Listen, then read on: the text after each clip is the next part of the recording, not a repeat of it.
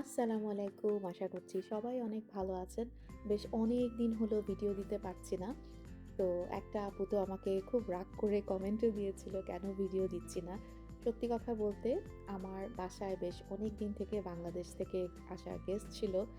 তাদেরকে নিয়ে ঘোরাঘুরি, কিছু ফ্যামিলি টাইম সবকিছু মিলিয়ে এত ব্যস্ততায় সময় গিয়েছে। আমি আসলে ঠিকমতো যে গুছিয়ে সুন্দর করে ভিডিও দিব সেই সুযোগটাই হয়ে উঠছিল না।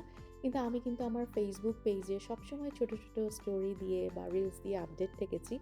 তো আপনারা চাইলে আমার Facebook পেজটা ফলো করে রাখতে পারেন। তাহলে আমার রেগুলার আপডেটেড স্টোরিগুলো দেখতে পারবেন।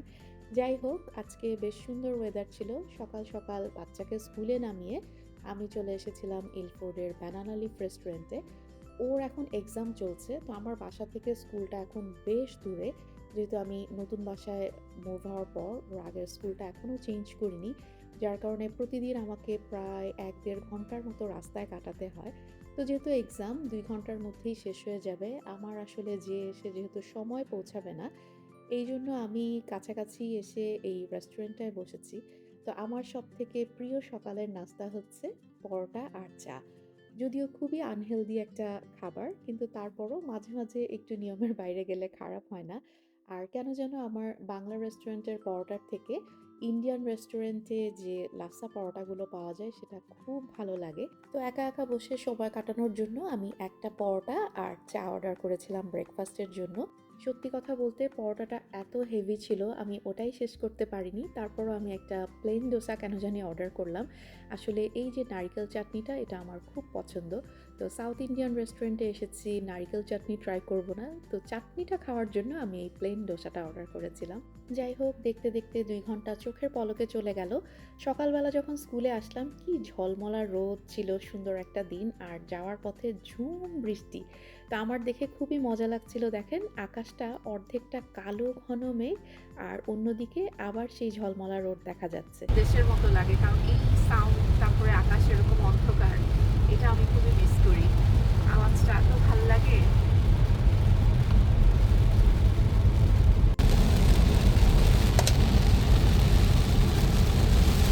ঝুম বৃষ্টি দিচ্ছে। অথচ দেখো কতটুকু শুধু আকাশে মেঘ আছে, তারপরে কিন্তু বৃষ্টি নাই। তো মনে হয় চলতে চলতে সামনে গিয়ে দেখবো বৃষ্টি নাই। এই জিনিসটা খুবই ইন্টারেস্টিং হবে।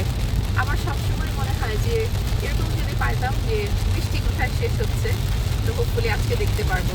আর একটু সামনে গিয়ে দেখি কেমন হয় না বাবা। যেখানে আকাশ সাদা দেখা যাচ্ছে ওখানে গিয়ে দেখি হয়তো বৃষ্টি থাকবে না।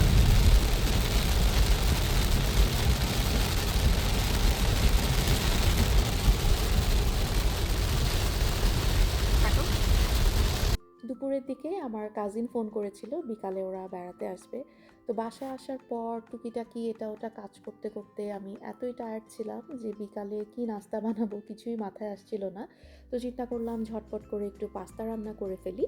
তো পাস্তার জন্য আমি নিয়েছিলাম একটা চিকেন ব্রেস্ট, এটাকে আমি পাতলা পাতলা করে লম্বা করে কেটে নিয়েছি। তো চিকেন ব্রেস্টটাকে ম্যারিনেট করার জন্য আমি এখানে নিয়েছিলাম ১ চা চামচের মতো গার্লিক পাউডার, ১ চা চামচ গোলমরিচের গুঁড়া আর অল্প একটু পাপরিকা, আর নিয়েছি হচ্ছে ১ টেবিল চামচের মতো সয়া সস। তো এই সব কিছু দিয়ে আমি চিকেনটাকে মেখে একটা সাইডে রেখে দিব। আর অন্যদিকে চুলায় কিন্তু আমি পাস্তাটা সিদ্ধ করতে বসিয়ে দিয়েছি। তো আমি খুবই সিম্পল করে পাস্তাটা রান্না করব, কারণ আমার ছেলের আবার হয় হোয়াইট সস পাস্তা, না হলে একদম মানে মশলা ছাড়া, পেঁয়াজ ছাড়া এই ধরনের পাস্তা পছন্দ। পেঁয়াজ দিলে সে আবার খেতে চায় না। আর আমার কাজিনের বাচ্চাও আছে, তো এই জন্য আমি চিন্তা করেছি বেশি ঝাল টাল দিব না, খুবই সিম্পলভাবে আজকে পাস্তাটা রান্না করব। চিকেনটাকে মাখিয়ে রেখে এবার চলে আসলাম আমি মেইন রান্নায়। তো প্যানে আমি একটু বাটারের সাথে তেলও দিয়ে নিয়েছি। তো এটা গরম হয়ে আসলে আমি কুচি করে রাখা গার্লিক দিলাম। বাটারের সাথে যখন গার্লিক ভাজা হয় এই অ্যারোমাটা আমার এত ভালো লাগে। তো যাই হোক, রসুনটা যখন হালকা করে একটু ভাজা হয়ে যাবে তখন ওই যে চিকেন ব্রেস্টটা মাখিয়ে রেখেছি এটা চুলায় দিয়ে আমি জালটা একটু বাড়িয়ে রাখবো যাতে খুব তাড়াতাড়ি চিকেনের পানিটা শুকিয়ে যায়।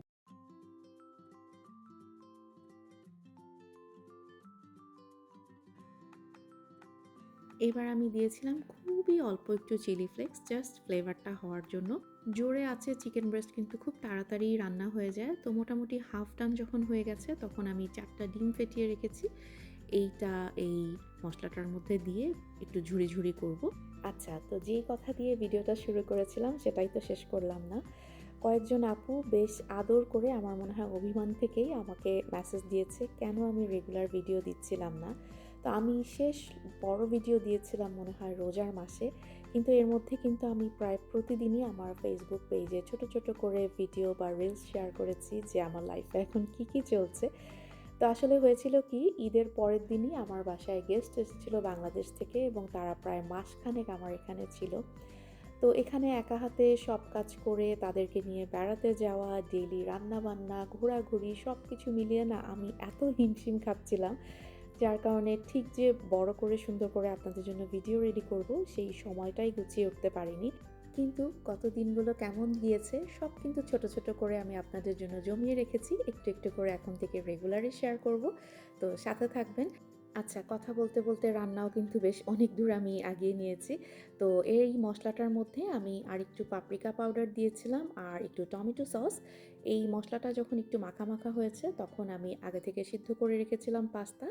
আর পাস্তাটা যখন ড্রেইন করেছি আমি পাস্তার পানিও একটু রেখে দিয়েছিলাম যেই পানিটাতে সিদ্ধ করেছি। তো এই সব কিছু একসাথে প্যানে দিয়ে এরপর মশলাটার সাথে পাস্তাটা বেশ ভালো করে একটু মাখা, মাখা করে নিলাম। আর বেশ কিছু বড় কাঁচামরিচ দিয়েছি। এগুলো একদমই ঝাল না কিন্তু ক্যাপসিকামের মতো খুব সুন্দর একটা ফ্লেভার হয়। তো সব কিছু মিক্স করে আমি অল্প জালে একটু ঢেকে রাখলাম। আর ওই যে পানিটা দিলাম না পাস্তা সিদ্ধ করার সময়, ওইটার জন্য না পাস্তাটা খুব সুন্দর সফট, সফট হয়ে যাবে। সময় কম, তাই যেগুলো ঝটপট হয় এই ধরনের নাস্তাই আজকে বানানোর প্ল্যান। তো আমি ফ্রোজেন যে আলু পুরি পাওয়া যায় ওগুলো নিয়েছি। আর ভাজার সময় কি হয়, ওই যে তেলটা ছিটে চুলা নষ্ট হয়, আমার খুবই বিরক্ত লাগে। তো এই জন্য আমি কি করছিলাম, প্রথমে জালটা একটু কমিয়ে পুরিটা দিচ্ছি, তারপর যখন পুরো তেলে ডুবে যায় পুরিটা তখন আবার আমি জালটা বাড়িয়ে দিয়েছি। তো এরকম করে দেখলাম আজকে তেল ছিটাছিটি খুবই কম হয়েছে, আমার খুব ভালো লাগছিল। কারণ রান্নাবান্নার পর চুলাটা যখন অনেক ময়লা হয়ে যায় আমার খুবই বিরক্ত লাগে। আমার তো কোনো দিন এমনও হয় কুকারটা ক্লিন করার পর আমার একটু পানি গরম করতেও ইচ্ছা করে না। মনে হয় এই যে এত কষ্ট করে এতক্ষণ থেকে আমি কুকারটা ক্লিন করলাম, এটা আবার ময়লা হয়ে যাবে। তো দেখা যায় যতদূর সম্ভব আমি কুকার অ্যাভয়েড করে এই ওভেনে বা এয়ার ফ্রায়ারে রান্না-টান্না করি। যাই হোক, তো এই নাস্তা-টাস্তা বানানোর এক ফাঁকে আমি কিন্তু টেবিলটাও হালকা করে সেট আপ করে নিয়েছি। আসলে ওরা আমার ঘরের মানুষই, তেমন একটা যে অনেক সাজিয়ে গুছিয়ে পরিবেশন করতে হবে এমন কোনো কথা না। বাট তারপরও যেকোনো কিছুই সুন্দর করে রাখলে নিজের মনটাও ভালো লাগে। তো আমার পাস্তাও রেডি, এদিকে ডাল পুরিও গরম, গরম রেডি। এগুলো রেডি করতে, করতেই অলরেডি আমার কাজিনও কিন্তু চলে এসেছে। তো ওর সাথে কাজ করছি আর গল্প করছি। আমি এয়ার ফ্রায়ারে কিছু চিকেন উইংসও দিয়ে রেখেছি। আর চিকেন উইংসের জন্য আমি একটা ডিপ রেডি করে নিচ্ছি। তো এই ডিপটা বানানোর জন্য খুবই সিম্পলভাবে আমি ন্যান্দোসের যে চিলি জ্যামটা পাওয়া যায় ওইটা নিলাম, আর সাথে হচ্ছে স্পাইসি মেয়োনিজ। ব্যাস এই ২ টা সস মিক্স করলেই খুব মজার একটা ডিপ রেডি হয়ে যায়। রান্নাবান্না শেষ, টেবিলে সব নাস্তা দিয়েছি। আজকে খুবই ফাঁকিবাজি আইটেম। মানে পাস্তাটাই তো শুধু রান্না করেছি, বাকি সব কিছুই ফ্রোজেন ছিল। জাস্ট ভাজলাম আর এয়ার ফ্রায়ারে দিলাম। তো এই হচ্ছে আমার সেই পাস্তা আর চিকেন উইংস, সাথে হচ্ছে গরম, গরম আলু পুরি। আর ওদিকে আমি চুলায় কিন্তু চাও বসিয়ে দিয়েছি। এখন ২ বোন মিলে গল্প করব, খাওয়া-দাওয়া করব আর বাচ্চারা ওদের মতো সময় কাটাচ্ছে। এই যে পার্সেলের বক্সটা ২ দিন থেকে ঘরে এসে পড়ে রয়েছে, কিন্তু খোলারই সময় হচ্ছিল না। তো আমার কাজিন বলল, "আমার সামনেই খুলো, ২ জন মিলে একসাথেই দেখি এটার ভেতরে কি আছে।" তো আমি অ্যামাজন থেকে অর্ডার করেছিলাম এই বক্সটা। আমি যেহেতু চা খেতে খুব পছন্দ করি, আমি সবসময় খুঁজি একটু সুন্দর, সুন্দর কাপ বা মাগ কোথায় পাওয়া যায়। তো চা খাওয়ার জন্যই আমি আসলে এই কাপগুলো অর্ডার করেছিলাম। ছবিতে যা দেখেছি সামনাসামনি কিন্তু তার থেকে অনেক সুন্দর, বেশ গ্লসি ছিল কাপগুলো, সিরামিকের মধ্যেই। আর কাপের সাইজটা এত সুন্দর, আমি যেহেতু চায়ের পাগল, তো কাপগুলো বেশ বড়, বেশ অনেকখানি চাই খাওয়া যাবে। আর সাথে এসেছে এই ৪ টা সসার। তো এই দেশের একটা মজার জিনিস কি জানেন? আপনি ডিনার সেট অর্ডার করেন আর কাটলারিস যেটাই অর্ডার করেন সবকিছু না ৪ পিস করে থাকে কেন জানি। আমাদের দেশে সবসময় দেখি ৬ পিসের ডিনার সেট হয়।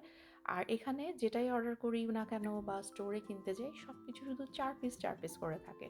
তো এজন্য হয় আপনার ২ সেট অর্ডার করতে হবে, আর যদি ১ সেট অর্ডার করেন তাহলে এরকম ৪ পিস করে আসবে। তো আমার কাজিন বলছিল যে, "তোমার যদি খুব বেশি ভালো লাগে তাহলে তুমি আরেকটা সেট অর্ডার করে নাও।" তো যাই হোক, এই হচ্ছে পুরো কাপের সেটটা। খুবই কিন্তু সুন্দর, বেশ গ্লসি। আর এগুলো যেহেতু ডিশ ওয়াশার সেফ, এজন্য আমার আরও বেশি পছন্দ হয়েছে। আমার বোন আসার সময় আমার জন্য বেশ কিছু খাবার নিয়ে আসছে, তো আমি খুলে দেখিনি এখনো কি কি আছে এখানে। ও ওয়াও, একটা হোল চিকেন গ্রিল করে আনছে। আর এখানে কি দেখি,